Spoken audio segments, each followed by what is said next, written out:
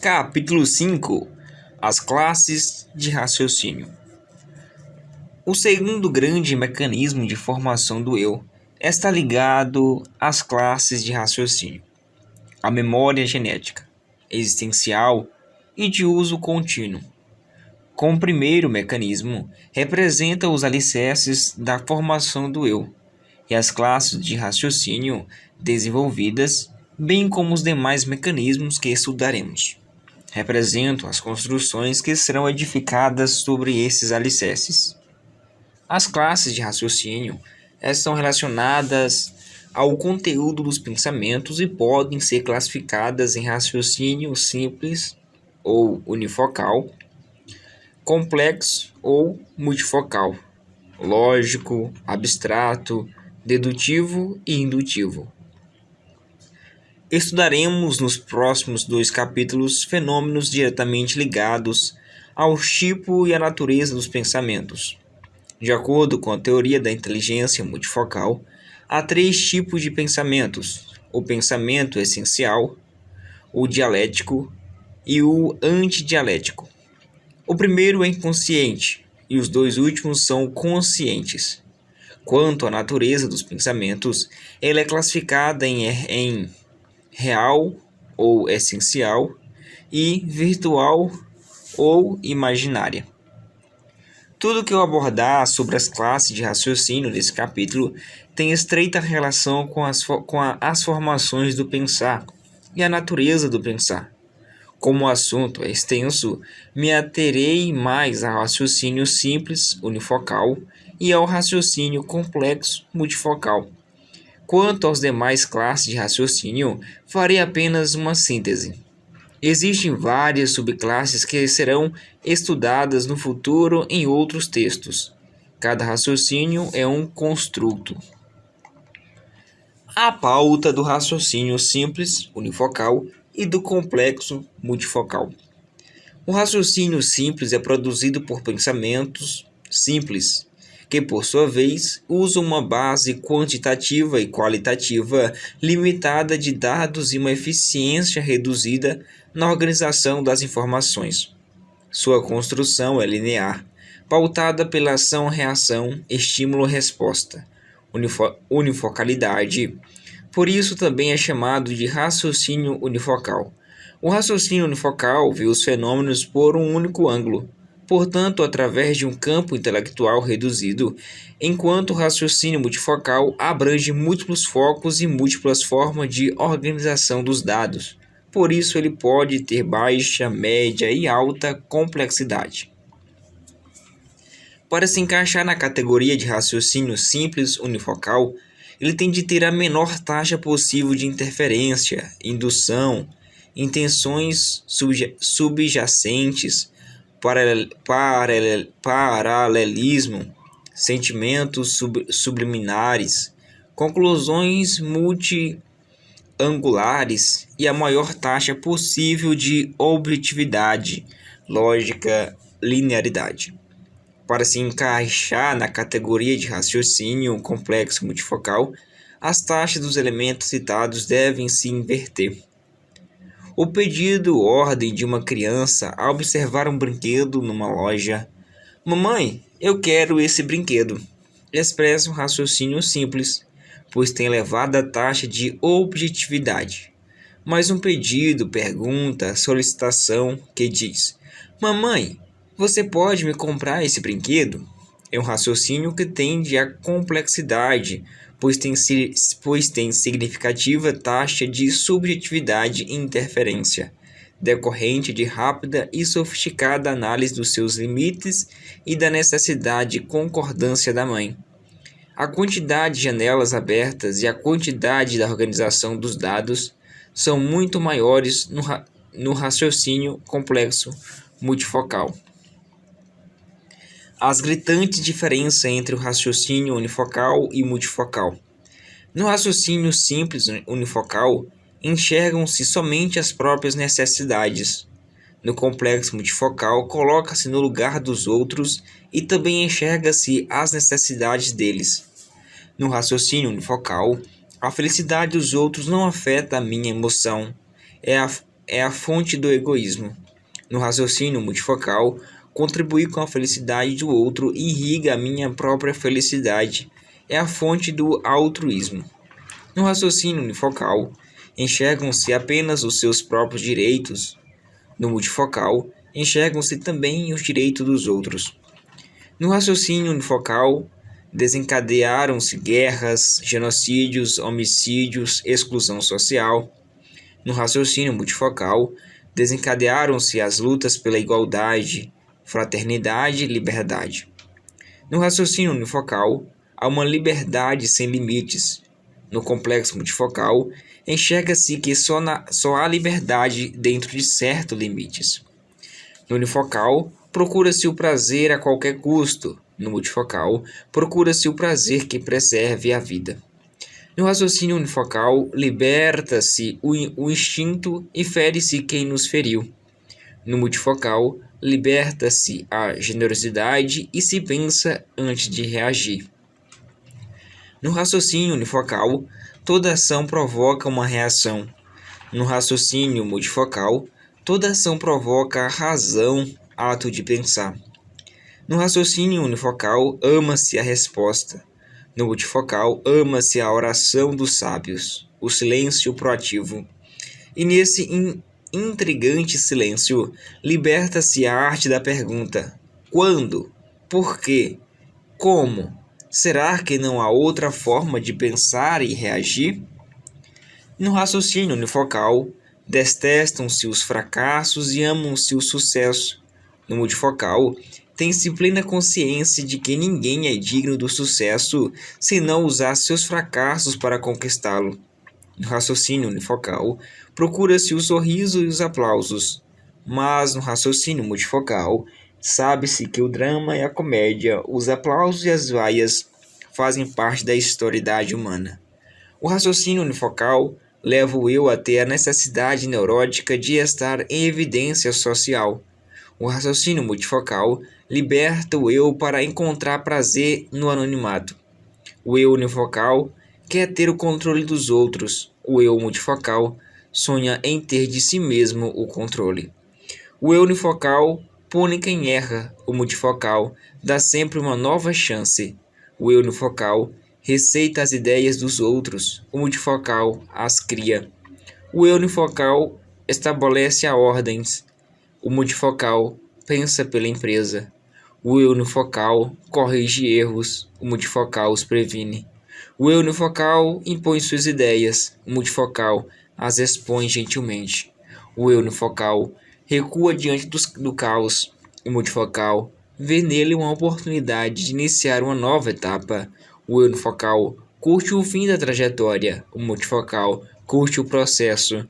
O eu unifocal precisa de muitos eventos para sentir migalhas de prazer. O eu multifocal explora as insondáveis riquezas das pequenas coisas. O eu unifocal é vítima das circunstâncias. O multifocal não abre mão de ser autor da sua história. O eu unifocal pensa como indivíduo. O eu multifocal pensa como humanidade. É provável que muitos jovens saiam das universidades com o eu fragilizado, sem aprender a raciocinar com complexidade. Alguns só aprendem a raciocinar unifocalmente e por isso têm mentes radicais, estreitas, tímidas, com baixa capacidade de suportar contrariedade, de lidar com novas situações ou de se reinventar. O que determinará o nosso futuro profissional, social, emocional será o desenvolvimento do raciocínio complexo e não o raciocínio simples gerado pelas informações no córtex cerebral, que foram reproduzidas unifocalmente nas provas. Alguns tipos de prova escolar, em destaque as de múltipla escolha, podem fomentar o raciocínio simples, unifocal. O debate, a troca, a interação social, as praticadas seriam mais estimuladas do raciocínio complexo multifocal. As provas existenciais são muito mais exigentes do que as provas escolares. Nas provas escolares, dividir é sempre diminuir. Nas existenciais, dividir pode aumentar. Nas escolares, os erros são punidos. Nas essenciais, elas são os alicerces da maturidade. Nas escolares, ousar, emitir opiniões e correr riscos são atitudes desencorajadas. Nas essenciais, são essenciais. Nas escolares, colar é proibido. Nas essenciais, transmitir o que se sabe é fundamental. Que tipo de prova nossos filhos estão preparados para realizar? Que tipo de eu estão formando? As classes de raciocínio como matéria-prima. O eu usa o raciocínio simples unifocal para executar tarefas, copiar dados, fazer solicitações, realizar interações corriqueiras. Embora todos os raciocínios, simples ou complexos, sejam produzidos por fenômenos sofisticadíssimos, grande parte de nossas atividades mentais e sociais não necessitam de pensamentos como conteúdo altamente complexos. Quem se perde num explicacionismo sem fim, quem se emaranha em detalhes, torna complexo aquilo que é simples, perde a objetividade. Qualquer criança, ainda que tenha alterações genéticas, como a síndrome de Down, com preservação significativa do córtex cerebral, possui nos bastidores de sua mente atores inconscientes, que é o gatilho da memória e o alto fluxo, e um ator consciente, que é o eu, que produzem raciocínios simples unifocais. A ação contínua do fenômeno RAM forma janelas da memória MOOC e na memória ME com milhares de informações que serão lidas por esses atores. O eu, em especial, lê as janelas da memória, resgata verbos em frações de segundos, os conjuga tempo-espacialmente, insere um sujeito e outros elementos para produzir milhares de cadeias de raciocínio unifocais diariamente. Raciocínios simples, portanto, são produzidos pela atuação de fenômenos sofisticados e não simplicistas. Recorde que, como disse, um bebê precisa de dinamismo intelectual e uma grande base de dados para seu eu produzir um pensamento simples como mamãe, eu quero água. Recapitule algumas das complexas etapas em jogo. A sede, a consciência da sede, a convicção de que a sede emana da criança, a intencionalidade da ação com objetivo de satisfação, a focalização do agente, a mãe, para quem a intencionalidade é dirigida, a expectativa da receptividade e a consequente recompensa. Em todas essas etapas, inúmeras janelas são abertas e lidas para confeccionar um raciocínio simples unifocal. Grande parte dos pensamentos que estão na base desses raciocínios não é traduzida por palavras, não ganha sonoridade, pois, como veremos, é antidialética. Somente o pensamento dialético, que copia a linguagem dos sinais, é expresso pelas palavras. À medida que ocorre o processo de formação da personalidade, é necessário aumentar a base de informações para que o eu possa lê-las e utilizá-las para expressar as múltiplas intenções e ações tempo-espaciais, como amanhã irei a tal lugar, perturba-me este ambiente, hoje tenho um compromisso. Você pode realizar esse trabalho? Por favor, sente-se aqui. Para produzir raciocínios simples unifocais, o eu, como gerente da psique, lê áreas limitadas de janelas do córtex cerebral. Essa leitura pode causar vícios graves. O eu pode se viciar em penetrar e ler de maneira reduzida, preguiçosa, estreita, a memória MOOC e construir pensamentos simples em atividades que exigem raciocínios complexos como julgar, excluir, incluir, analisar sentimentos, trocar experiências, pessoas irritadiças, impulsivas, excessivamente críticas, extremistas, intolerantes que detestam ser contrariadas. São viciadas em determinados circuitos de janelas. Têm grande potencial, mas reagem estupidamente como se fossem intelectualmente limitadas. Se é necessária uma razoável quantidade de janelas para subsidiar a produção de raciocínios unifocais, Imagine para subsidiar a produção dos complexos, como sentir-me ofendido por seu comportamento. Talvez você não tenha percebido, mas seu tom de voz, muito mais do que o conteúdo das suas palavras, machucou-me. Múltiplos elementos estão em jogo nesse raciocínio. Vou comentar apenas a primeira parte dele. Senti-me ofendido por seu comportamento. O verbo sentir-me expressa a consciência do sentir e a relação existencial com o meu próprio ser. Sou eu quem sentiu e não milhares de pessoas. Ofendido expressa a consciência da dor e sua relação temporal. Senti-me ofendido. A ação já ocorreu e provavelmente ainda está em curso subliminar, embora as palavras não o declarem, pois seus comportamentos indicam uma relação de causalidade objetiva e subjacente. Objetiva, porque apontei a causa, os comportamentos. Subjacente, porque não expressei quais foram esses comportamentos, mas tenho a expectativa de que o agente ofensor faça um mapeamento da sua história. Detecte os comportamentos a que me refiro, assuma que os produziu e que eles geraram consequências no território da minha emoção. São nessas etapas da construção da primeira parte desse pensamento complexo, milhares de janelas foram abertas em mim e muito provavelmente no outro, processando dezenas de milhares de informações. Um robô poderá dizer a mesma coisa. A diferença é que suas palavras teriam 1 centímetro de profundidade, e a de um ser humano, rios subterrâneos. O eu pode viciar sua leitura do córtex cerebral. Que tipo de raciocínio você usa quando entra em atritos? O seu eu faz a oração dos sábios, pensa antes de reagir ou ataca quem o atacou? E quando alguém o decepciona? O seu eu raciocina multifocalmente, coloca-se no lugar do outro e entende que por trás de uma pessoa agressiva há uma pessoa agredida em sua história, ou dispara seu julgamento e o exclui da sua agenda social. E quando necessita mudar de rota, você tem coragem de começar tudo de novo ou vai até as últimas consequências, mesmo que lá no fundo saiba que está errado?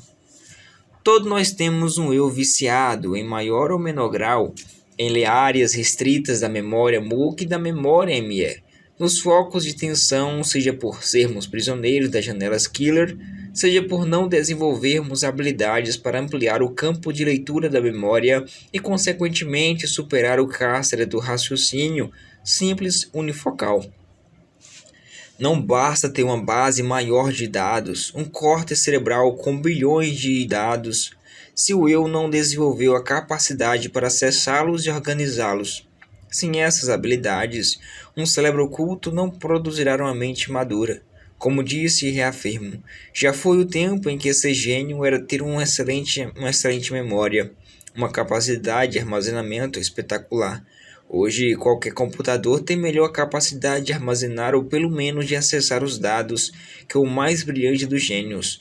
Nós nos diferenciamos das máquinas fundamentalmente pelo raciocínio complexo multifocal e não pelo raciocínio simples unifocal.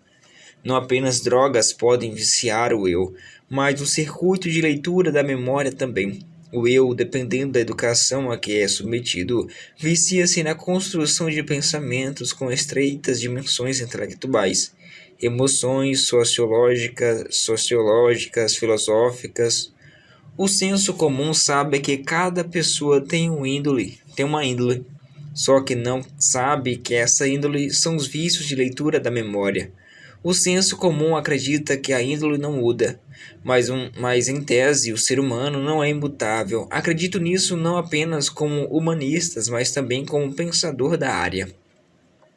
É provável romper esse circuito vicioso de leitura e reorganizá-lo, o psiquismo. Difícil? Sim, mas possível. Depende de o eu aprender a ser transparente, desenvolver um raciocínio abstrato, reconhecer sistematicamente e continuamente os seus erros, reeditar o filme do inconsciente e ser protagonista da sua história. Exemplo de vício de leitura da memória: uma pessoa impulsiva não suporta ser contrariada. Tem um eu dependente de algumas janelas do córtex cerebral.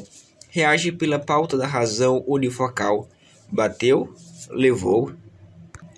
B. Uma pessoa dissimuladora, especialista em não assumir seus comportamentos. Quando questionada, seu gatilho da memória entra em zona de conflito e ela mente com a cara mais deslavada. Seu eu é viciado em pensar unifocalmente, tem medo de ser transparente, não leva em consideração as consequências do seu comportamento nem a dor dos outros. C. Uma pessoa portadora de fobia, diante de determinado estímulo fóbico, se torna refém de uma determinada janela killer prévia. Toda vez que viciamos a leitura num determinado grupo de janelas da memória, reduzimos a complexidade do nosso raciocínio. Contrariamos de maneira simplista a interpretação de um objetivo de estudo, que pode ser uma coisa ou pessoa.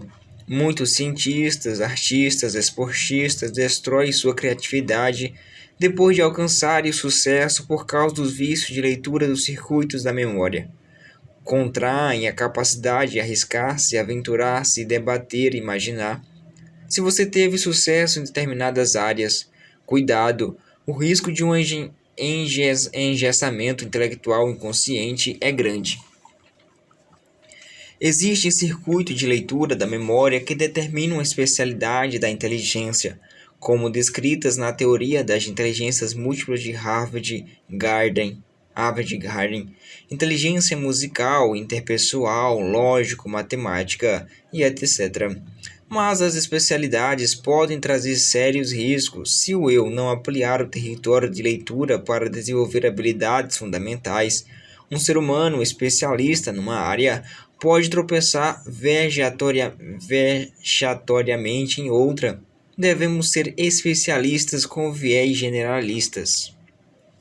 Certa vez orientei um grande esportista mundial a potencializar e resgatar a liderança do eu, reeditar o inconsciente, superar alguns conflitos e se tornar autor da sua história. Era brilhante, mas as lesões físicas o levaram a arquivar janelas psíquicas traumáticas duplo P, que sequestrava sua autoconfiança, determinação e habilidade. As críticas e sua autocobrança o invadiam. Reafirmo, toda pessoa que atinge o ápice pode se psicoadaptar a ele e levar o eu a se viciar em determinado circuito de janelas, dificultando o acesso a áreas que contêm aventura, ousadia, rebeldia ao cárcere da mesmice.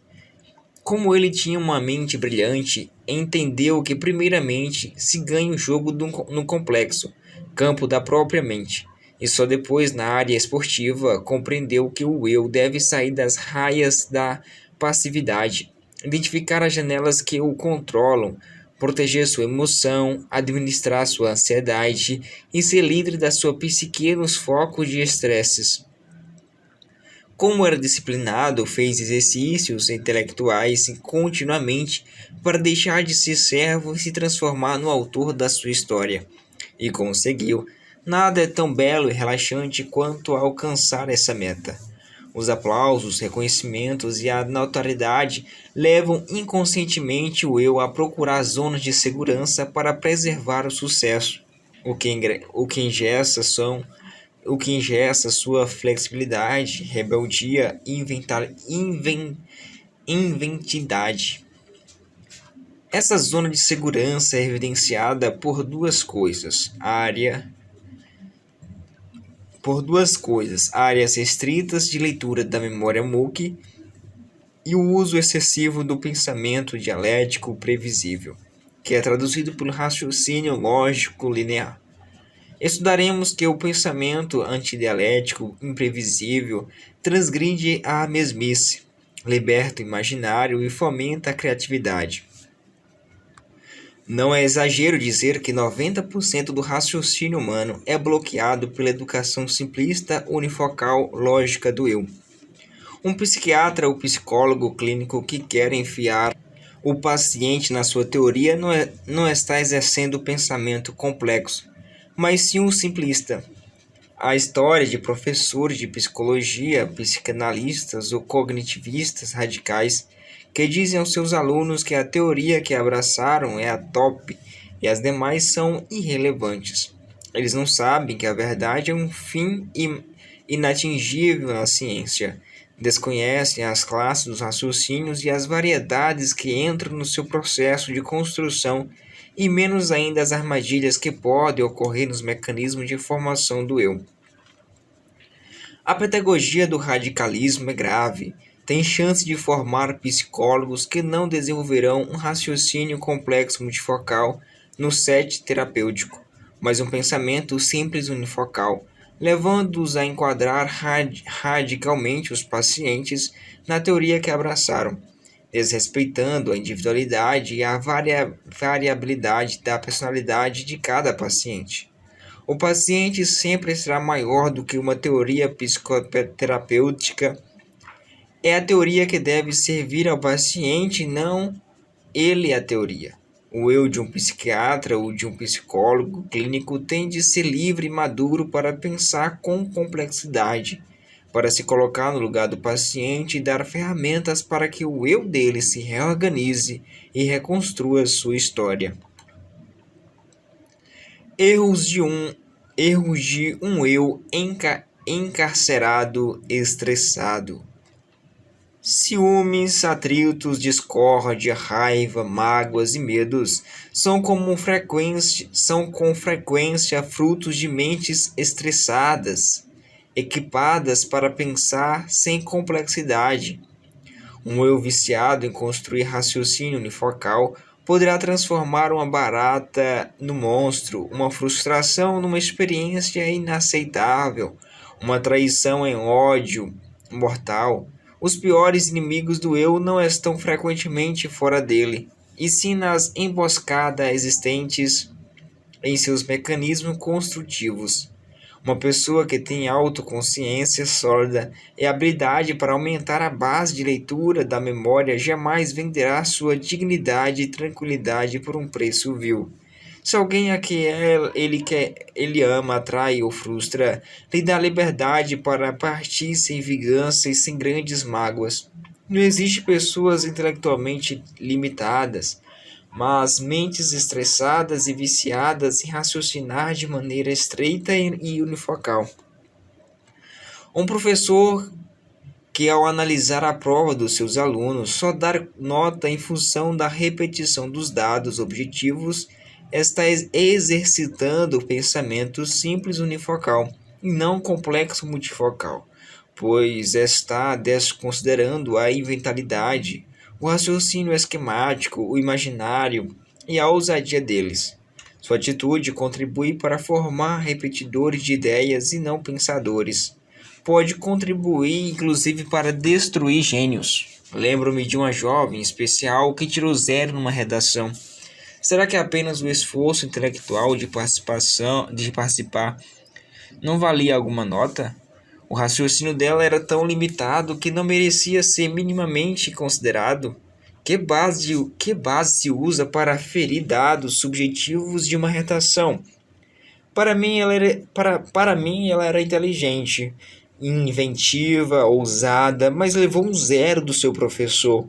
Uma punição tão grave como a humilhação pública. Ela chorou, achou-se incapaz e plantou no centro da sua memória uma janela killer que poderiam abortar sua criatividade. Mas a encorajei a reescrever sua história, a desenvolver inúmeros raciocínios complexos multifocais para libertar seu imaginário, deixar de ser escrava dessa punição, libertar-se do seu conformismo. O resultado? Superou-se. Hoje ela é uma brilhante escritora. Há pouco tempo a vi dar uma conferência para 1.800 professores e todos aplaudiram de pé. Frequentemente ela discute com notáveis intelectuais suas ideias e é muitíssimo admirada. Mas quantos alunos morrem intelectualmente na trajetória escolar? Pais que são especialistas em criticar os comportamentos de seus filhos, mas são incapazes de perguntar as causas que financiam suas reações e de dialogar abertamente e trocar experiências com eles. Têm mais aptidão para formar servos do que do, Tem mais aptidão para formar servos do sistema social do que autores da sua própria história. Tais pais podem detestar as drogas e ter medo de que seus filhos a usem, mas não sabem que o seu eu tem um grave vício, o da crítica e das respostas prontas e previsíveis. Você tem esse vício? Executivos que controlam seus pares e não exploram seu potencial, bem como mulheres e homens que são extremamente controladores de seus parceiros, têm o eu encarcerado pelo raciocínio unifocal. O raciocínio multifocal não domina ninguém. É generoso, doador, apoiador. Em casos mais graves, o pensamento simples unifocal, ancorado em janelas killer duplo P, que contém extremismos, radicalismos, insensibilidades, pode financiar o desenvolvimento de ditadores, sociopatas, psicopatas, cujo eu tem a necessidade neurótica de poder, de estar acima dos outros e de que o mundo gravite na sua órbita. O autoritarismo não nasce no selo de uma racionalidade complexa, mas simplistas, por mais poderoso que um ditador possa ser no terreno social, será sempre frágil em seu psiquismo. O raciocínio indutivo e dedutivo. O raciocínio dedutivo usa a análise sequencial para tirar conclusões e fazer avaliações. Ela é fundamental na produção científica. Quando o raciocínio dedutivo é lógico, matemático, ele está menos sujeito a erros, mas não isento. Quando é psicossocial, pode estar sujeito a muitas falhas. Em situações complexas, o raciocínio dedutivo tem uma abertura de janelas maior do que o raciocínio simples unifocal, porque é sustentado por uma capacidade de observação multilateral dos dados. Deixe-me dar um exemplo. Se eu digo, um garoto comprou 12 laranjas e chegou em casa com 8, essa expressão é um raciocínio unifocal. Declara o personagem, que é o garoto, os objetos, que é as laranjas, a ação tempo espacial, que é chegou em casa, e o raciocínio dedutivo, onde se encontra. Ele entra em cena quando abrimos algumas janelas da memória e deduzimos que se o garoto comprou 12 e chegou em casa com 8 laranja, logo perdeu 4. E o raciocínio indutivo, onde se encontra, vai além da imagem das laranjas.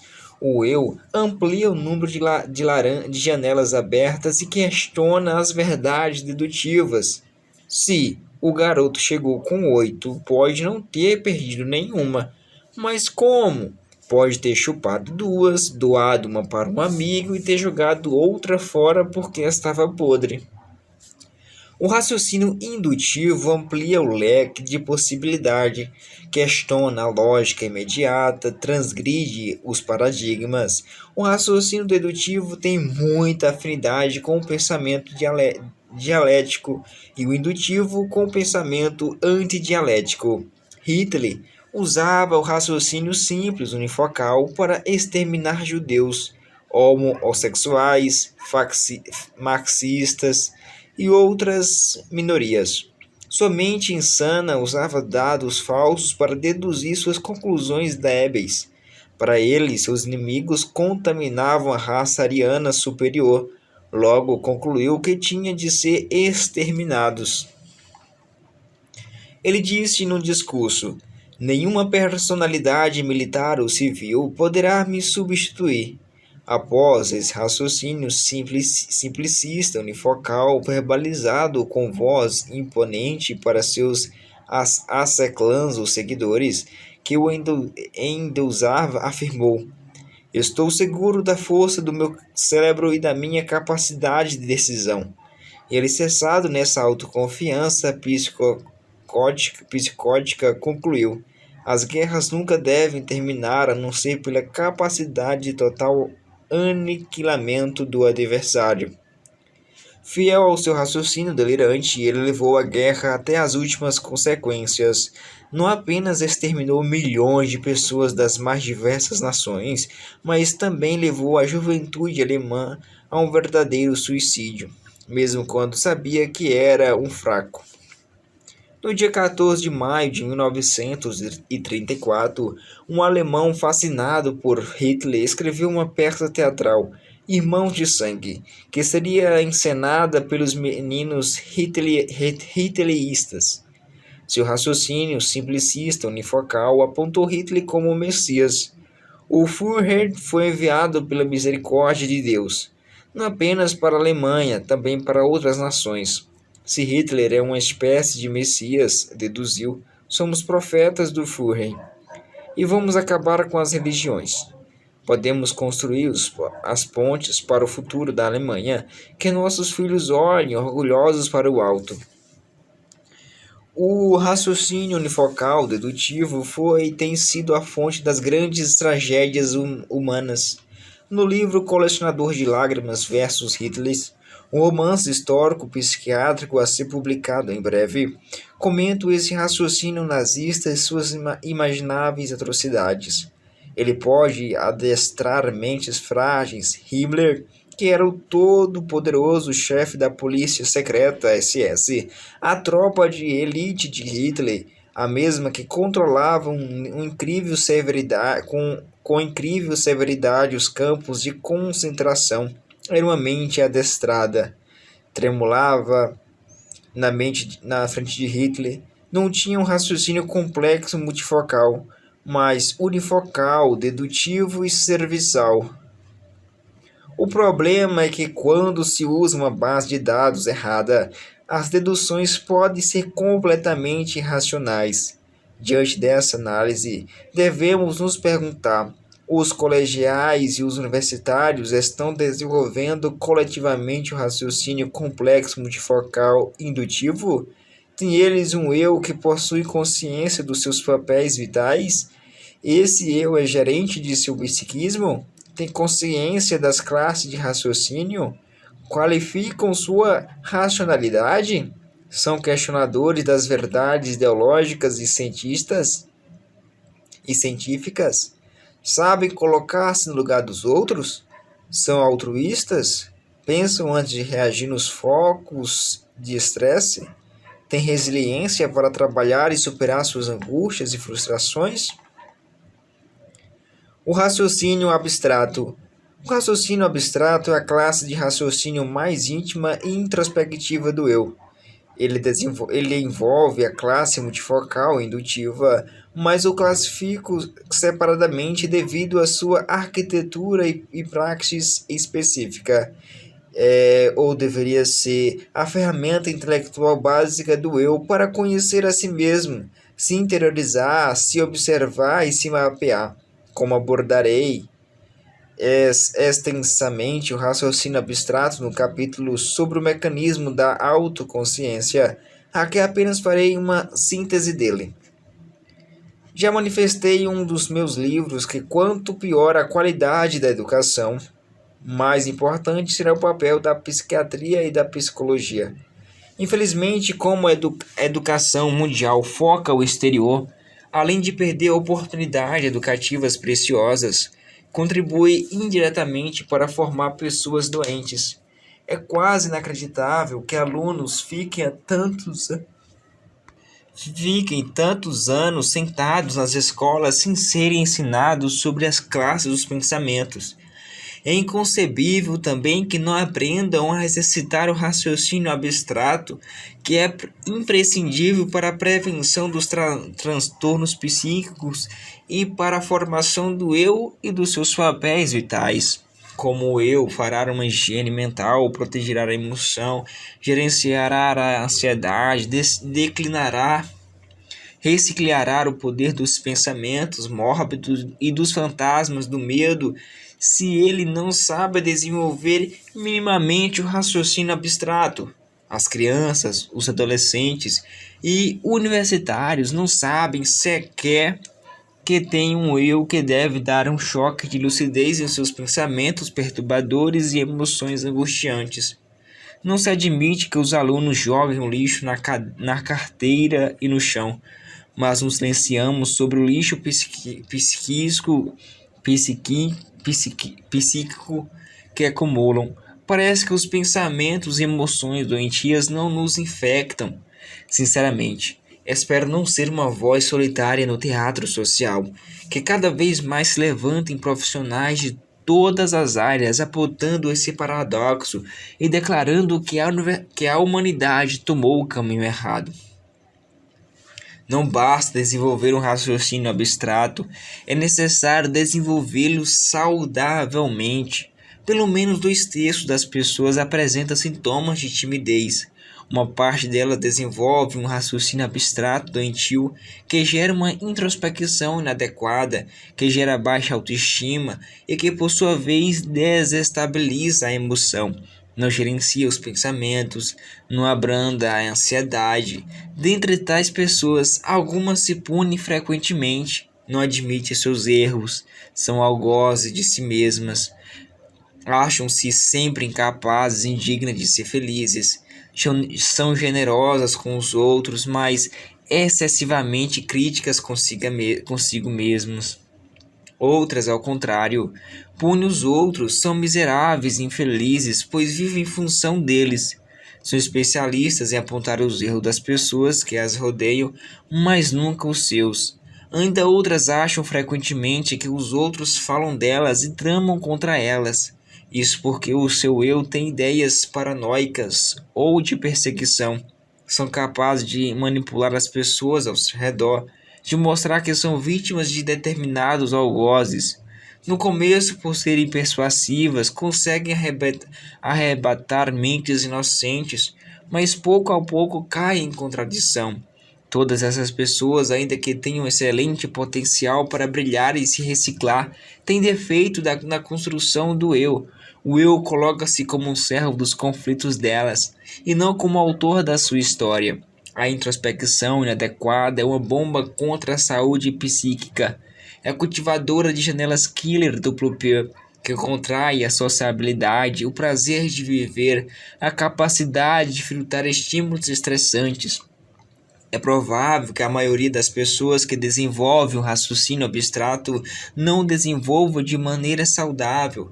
Veja os contrastes. Muitos sabem falar com exatidão sobre as partículas atômicas e subatômicas, mas não estruturaram seu eu para falar minimamente das montanhas dos seus medos e temores, nem dos penhascos que alicerçam suas angústias. Outro descreve com detalhes mais variados tipos de carro, suas marcas, modelos e particularmente do motor, mas não consegue falar nada sobre as particularidades da sua mente, sobre como constrói seus pensamentos e por que sofrem por antecipação. Ainda outros, preocupados com sua segurança, fazem todo tipo de seguro, mas não sabem segurar minimamente sua mais importante propriedade, o território da emoção. Qualquer estímulo estressante ou contrariedade os leva aos vales da irritabilidade e da agressividade, mas essas pessoas mudarão ou continuarão eternamente complicadas e complicando a vida de quem as rodeia. Já vi pessoas se levantarem da cinza após desenvolver um raciocínio abstrato saudável. Já presenciei psicopata aprendendo a se interiorizar e ter atitudes altruístas. Raro? Sim, mas possível. Claro que um psicopata cairá fatalmente em depressão se entrar em contato com seus dramáticos erros e aprender a se colocar no lugar das suas vítimas. E sua dor asfixiante não será ruim, mas um estágio necessário para seu eu se reciclar e se reorganizar. Caso contrário, estará simulando, ficará intocável. Como veremos no próximo volume desta obra, muitos não superam seus conflitos, não mudam sua história emocional porque seu eu não é transparente. Tem medo de entrar em contato com seus erros, infantilidade, radicalismo, agressividade. Seu eu, por ser vítima da necessidade neurótica de se defender, não olham para si, não é transparente, esquiva-se ansiosamente da dor emocional, fica, portanto, imutável. A meditação, a espiritualidade, em destaque as técnicas psicoterapêuticas, pode ajudar na formação do raciocínio abstrato, mas, de acordo com a teoria da inteligência multifocal, são necessários outros importantes nutrientes, doses elevadas de uma educação inteligente que conduza o educando a conhecer os mecanismos de formação do eu e o desenvolvimento e treinamento dos seus papéis vitais. O raciocínio abstrato contribui para desenvolver o eu, e depois de formado, o próprio eu se torna uma fonte excelente dessa classe de raciocínio. Não é possível viajar para dentro de nós mesmos de maneira inteligente e velejar nas águas da emoção de maneira saudável sem desenvolver um raciocínio abstrato penetrante. Navegar é preciso, estressar-se e afogar-se, não. 3 técnicas pedagógicas para expandir o raciocínio multifocal indutivo abstrato. A pedagogia da cultura geral. Ela expande a qualidade das janelas da memória MOOC. Uma memória MOOC restrita diminui a fluência do raciocínio, a interação social, o prazer do diálogo e do debate. De outro lado, a memória MOOC extremamente alargada pelo excesso de informação, consumo, atividade e preocupação, geralmente agitadíssima, fatigada, esquecida, irritadiça, flutuante, impaciente, caracterizada pela síndrome do pensamento acelerado. A maioria dos jovens e adultos cai nesses extremos. Uns por terem medo de se expor e serem socialmente alienados, enfim, por terem uma memória MOOC limitada, se isolam em seu mundo, têm uma mente lenta, outros por serem plugados em computadores, internet, consumo e se entulharem de informações sem qualidade. Ou seja, por terem uma memória MOOC super expandida, não relaxam, desenvolvem uma mente super estressada. Para se ter uma memória MOOC qualitativamente expandida, deve-se selecionar as informações. O cérebro humano não é depósito de dados. Suas janelas não são ilimitadas, o que indica que cultura inútil estressa a mente. Deve-se ler livros e jornais impressos que tenham qualidade. Particularmente acho muito importante ler jornais que abordem muito mais do que miserabilidade social, que comentam uma agenda social local, o movimento dos povos, os grandes temas internacionais, as artes, os esportes. É estranho que muitos jovens não saibam com detalhe o que está acontecendo no mundo. Desconhecem os conflitos no Oriente Médio, a crise econômica mundial, o aquecimento global, a insegurança alimentar. Parece que vivem em outro planeta. Formar apenas especialistas que só saibam cada vez mais sobre cada vez menos pode ser perigoso. Pode comprometer a construção do raciocínio multifocal, indutivo e abstrato, e contrair a liberdade do imaginário e a produção de novas ideias. É necessário formar especialistas que tenham cultura geral. Alguns cientistas não sabem falar de nada além dos temas da sua área de pesquisa. Alguns religiosos não sabem discorrer sobre nada além da sua religião. Alguns políticos não têm outro assunto a não ser comentar sobre a própria ideologia, eleições e políticos que estão no poder. Contrariam o centro mais importante da memória, a memória de uso contínuo, que liberta o eu e financia a racionalidade, o prazer do diálogo e da criatividade. Por isso, só se relaciona com seus pares, pois só eles o suportam. Ainda que sejam pessoas notáveis, possuem, como comentei, um eu viciado em determinados circuitos cerebrais. A pedagogia da arte da dúvida. A arte da dúvida é uma ferramenta que leva o eu a explorar, a abrir o subsolo da psique e as áreas mais nobres da memória MOOC ou regiões central da memória e da memória ME, ou regiões periféricas. Essas nobilíssimas ferramentas levam o próprio eu a questionar sua interpretação dos eventos da vida, reciclar suas verdades, revisar seus paradigmas, expandindo a complexidade do seu raciocínio. Quem começar a usar sistematicamente essa ferramenta tem grande possibilidade, uma semana depois do seu uso, de expandir em pelo menos 20% o seu raciocínio multifocal abstrato indutivo. Faz-se necessário não apenas o eu se autocriticar e se reciclar, mas também questionar-se de diversas formas sobre um assunto ou fenômeno antes de dar uma resposta. Não basta ter cultura, se, como eu disse, ela é inacessível para o eu viciado em ler áreas estreitas da memória. Conhece pessoas cultas, mas que são pouco sociáveis, que não podem ser questionadas ou contrariadas. Tem empilhado milhões de tijolos, cimentos, pisos no córtex cerebral. Não quer dizer ser um bom engenheiro de pensamentos. A pedagogia da crítica. Cultura geral é importante e a arte da dúvida é excelente, mas é fundamental usar a técnica da pedagogia da crítica. A arte da dúvida alarga o território de leitura da memória e a arte crítica refina o processo de leitura, processos dados. A arte da dúvida abre o leque de possibilidades do pensamento e a arte da crítica qualifica e organiza essas possibilidades. Essas duas artes são dois grandes papéis do eu para reciclar o lixo acumulado na memória MOOC e ajardiná-la, plantar flores no centro da memória que nutre a primavera emocional. A arte da dúvida amplia a produção de conhecimento. A crítica o elabora, o aplica e o leva mais longe.